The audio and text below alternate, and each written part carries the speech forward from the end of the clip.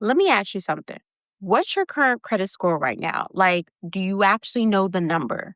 Because here's the thing, most people know their credit score is okay or pretty good. And that feels fine until you realize that a score under 740 is quietly costing you thousands of dollars. Not one time, but repeatedly on your car, your apartment, your mortgage, your credit cards, every single thing you financed. In this video, I'm going to show you exactly what the gap cost you in real dollars, why most nurses are sitting in the wrong credit tier without even knowing it, and what you can do to fix it.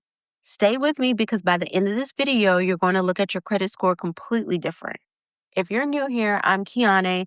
I'm a registered nurse who teaches nurses and professional women how to actually build wealth.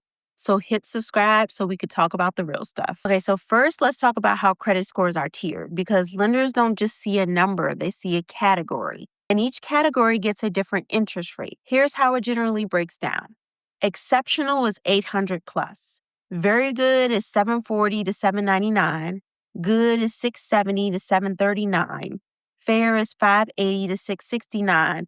And poor is anything under 580. So notice something. There is a hard line at 740.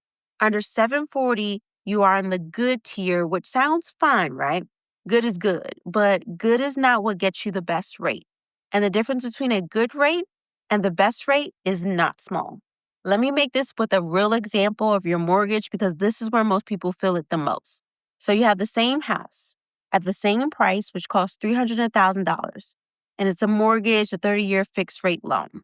If your credit score is 760 or above, you might qualify for around a 6.5 interest rate right now. Your monthly payment comes out to $1,896 a month. If your credit score is 680, which most people will call decent, your rate might be closer to 7.2%. Your monthly payment? About $2,039 a month. That's $143 more every single month. $1,716 more every year, and over 30 years, that's over $51,000 paid extra for the same house. So $51,000 gone, not because you did something wrong, not because you couldn't afford the house, just because your score was sitting in the wrong tier. That is the cost of being pretty good. And it's not just mortgages. Let's talk car loans because I know nurses are out here financing cars. So you have a $35,000 car, 60-month loan. A 740 plus score is about a 6% rate with $676 a month. A 680 score is about 9% rate with $727 a month, which comes out to $3,060 extra over the loan. You have the same car, same dealership, same day, $3,000 more just because your score landed in the wrong place. And most people sitting in that dealership have no idea that this is happening to them. Add that to your mortgage gap, your credit card APR gap, your personal loan gap. And we're talking about tens and thousands of dollars over your lifetime that you are being quietly drained because your score hasn't crossed that 740 line. So here's why I specifically talk about this with nurses, because we get into the workforce later than most people because of schooling. So we're starting our financial journey later, sometimes 24, 25, 26 years old, with student loan debt already on our credit report, sometimes from collections from when we were broke in nursing school, and with a short credit history overall. So that combination with a short history, high debt, possible negative remarks is exactly the recipe for sitting stuck in the 670 to 720 range, making good money, but getting bad rates and you not knowing why. So how do you actually get there? Here are the things that move your score the most. So number one, your utilization ratio. This is the biggest one. Your credit utilization is how much of your available credit you're using. If your card limit is $5,000 and your balance is $2,500, that's 50% utilization. You want to be anywhere under 10% for the best score impact. Pay your balances down or ask for a credit limit increase. Both will move it. Number two, payment history. This is 35% of your score, the single biggest factor. One missed payment can drop your score anywhere between 60 to 100 points.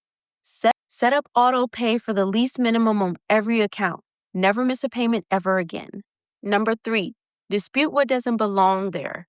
You would be shocked to know how many people have errors on their credit report, collections that aren't theirs, accounts reported incorrectly, late payments that weren't actually on time.